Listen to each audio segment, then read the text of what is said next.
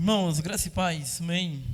Irmãos, abra sua Bíblia no livro de 2 Crônicas. 2 Crônicas, capítulo 7.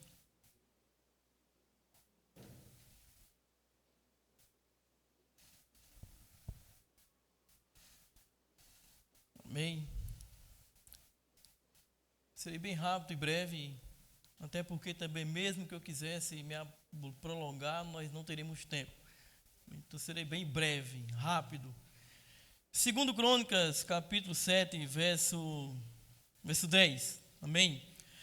No 23º dia do 7º mês, o rei despediu o povo para as suas tendas, e todos se foram alegres e de coração contente por causa do bem que o Senhor fizeram a Davi, a Salomão, rei de seu povo. Assim Salomão acabou a casa do Senhor e a casa do rei. Tudo quanto Salomão intentou fazer na casa do Senhor e na sua casa, prosperamente o efetuou. De noite apareceu o Senhor a Salomão e lhe disse: ouvi a tua oração e escolhi para mim este lugar para a casa do sacrifício, e se eu cerrar os céus, e de modo que não haja chuva, ou ordenar os gafanhotos que consumam a terra, ou se enviar peste entre o meu povo, se o meu povo que se chama pelo meu nome, e se humilhar e orar, e me buscar e converter dos seus maus caminhos, então eu virei dos céus, perdoarei os seus pecados e sararei a sua terra. Estarão abertos meus olhos e atentos meus ouvidos à oração que se fizer neste lugar. Amém? Glória a Deus. Irmão, para sentar-se, em nome de Jesus. Louvado seja o Senhor, o nosso Deus, que Ele seja adorado. Querido, o texto o qual nós lemos é a conclusão da dedicação do templo, ou seja, construído por Salomão. A aparição de Deus também a Salomão em um sonho. E a promessa de ouvir as orações de seu povo sobre a condição de humildade, oração e busca constante pela face de Deus e também pelo arrependimento. É um texto o qual Deus exorta o povo, o qual Deus ele adverte o povo, o qual Deus também faz promessa ao seu povo. É um texto o qual nós vemos já a partir do versículo 1 a construção de um templo consagrado a Deus para adorar ao Senhor. Durante 14 dias de muita adoração, de festa, louvor ao nome santo de Deus. E aí, querido, Deus aparece assim a Salomão, dizendo estas palavras a qual nós lemos, a qual tem muito para nos ensinar nos dias de hoje, nos dias atuais. Do versículo 11 e o versículo 12, nós vemos, querido, poderosamente a manifestação de Deus, ou seja, Deus se manifesta ao seu povo, Deus se manifesta no templo, Deus se manifesta a Salomão. O verso 1 e o verso 2 diz que foi tão grande a manifestação de Deus, tão grande a glória de Deus naquele lugar, que aquele povo pararam de adorar, ele não tinha mais condições de adorar a Deus, com tanto o poder de Deus que desceu sobre aquele lugar. Deus se manifestou poderosamente naquele lugar. Trazendo para nós o dia de hoje, querido, Deus continua se manifestando ao seu povo. Deus continua se manifestando na sua igreja, no meio da sua igreja. A glória de Deus continua descendo no meio da igreja, no meio do seu povo. Aquele povo perceberam, ou seja, Salomão percebeu. Deus fala com Salomão. Querido, mas hoje muitos, como foi dito, estão dormindo. Muitos estão desatentos, muitos não estão percebendo. Deus está se manifestando constantemente, por meio da palavra, da oração, de tudo. Os sinais estão aí. Vejamos Mateus 24, é os sinais da volta de Cristo, a volta do Senhor. Nunca esteve tão perto. Deus está se manifestando constantemente no meio da sua igreja. A glória de Deus está sendo derramada no meio da igreja. Eu fico triste quando alguém diz: o culto hoje, Deus não falou comigo. Meu Deus, como é que pode Deus não falar, querido, na igreja? Deus está falando pela palavra. Deus fala por meio dela. Então Ele fala constantemente. Eu posso não ouvir, eu posso não estar atento à voz dele, mas Deus está falando à sua igreja.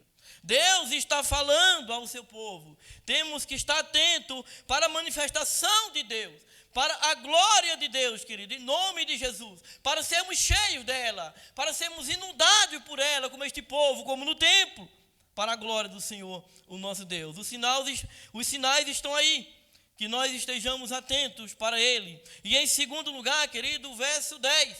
O verso 10, esse povo estava com um coração voltado para Deus, porque esse povo estava alegre em Deus. Esse povo estava feliz no Senhor, este povo estava feliz na casa de Deus, eles amavam o templo, eles amavam a casa do Senhor, o seu coração estava voltado para Deus, assim como Salomão e Davi. Era um povo que amava a Deus. Então, querido, nós precisamos a cada dia estarmos com o nosso coração voltado para Deus. Nós precisamos dia após dia amar a casa do Senhor, a obra do Senhor, tudo que pertence a Ele. Nós devemos estar com o coração voltado para Ele, amar a Ele, queridos, em nome de Jesus, para a glória dEle.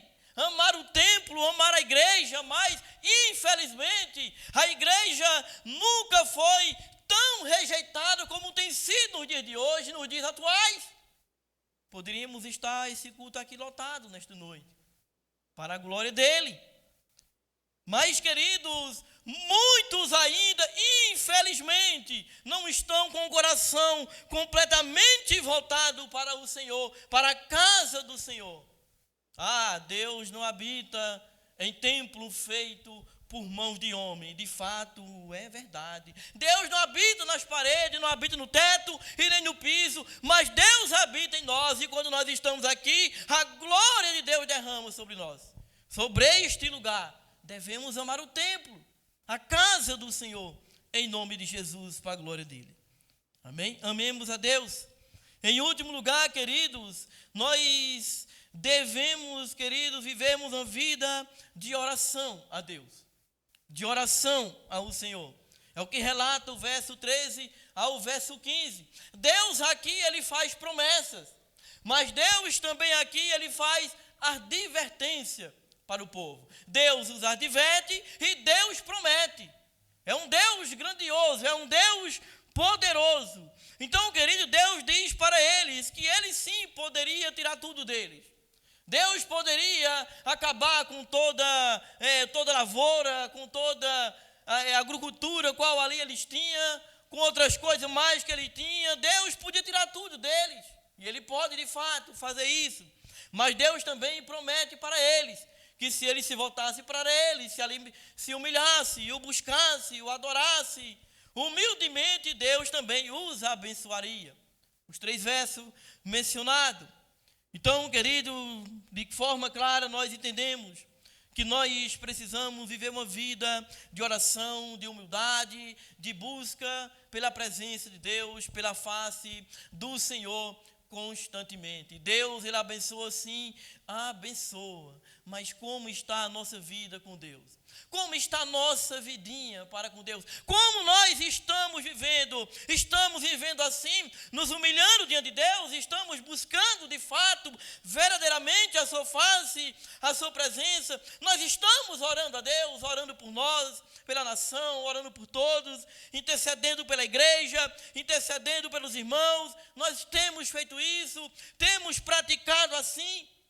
Nós seremos abençoados se assim nós fizermos, pela vontade soberana do nosso Deus. É através da oração que Deus nos abençoa, é através da oração que Deus se manifesta, é através da oração que Deus ele cura, que Deus restaura, que Deus transforma. É por meio da oração segundo a sua vontade. E nós temos orado, nós temos humilhado diante de Deus, para que ele nos exalte. As pessoas confundem a questão da humilhação. Se a irmã te humilhar, Deus vai te exaltar. Não, querido, Deus nos exalta quando nos humilhamos no pé dele. Amém? Se alguém me humilhar, aí é problema meu, problema da pessoa, e se Deus quiser, ele vai abençoar. Mas nós temos que nos humilhar aos pés do Senhor para que ele nos exalte, como traz Jesus lá em Mateus. Se humilhe diante do Senhor, para que Ele te exalte. E as pessoas usam muito esse texto: a nossa nação vai ser curada. Deus diz: se o povo que invoca o seu nome se humilhar, e Deus vai curar a nação e vai sarar. Queridos, se eles também se voltarem para Deus, se deles se voltarem para Deus, o político será transformado se ele se voltar para Deus. Nós devemos orar por eles, sim, como sempre fazemos aqui. Interceder pelos políticos, pela nação, por todos. Mas, queridos, nós temos que ter esta convicção, que Deus sim irá mudar, que Deus sim irá restaurar, transformar. Mas quando nós vivermos uma vida de humilhação a Ele, de busca, de oração, querido, buscando a sua face constantemente. É assim. Precisamos assumir, queridos. Precisamos assumir este papel de vivermos assim diante de Deus. E de orarmos um pelos outros constantemente. E termos intimidade com Deus. Para que Ele se manifeste poderosamente em nosso meio. Deus está se manifestando. Que Deus desperte aqueles que estão dormindo. Que Deus desperte, querido, aqueles que já ficaram pelo caminho. Que voltem.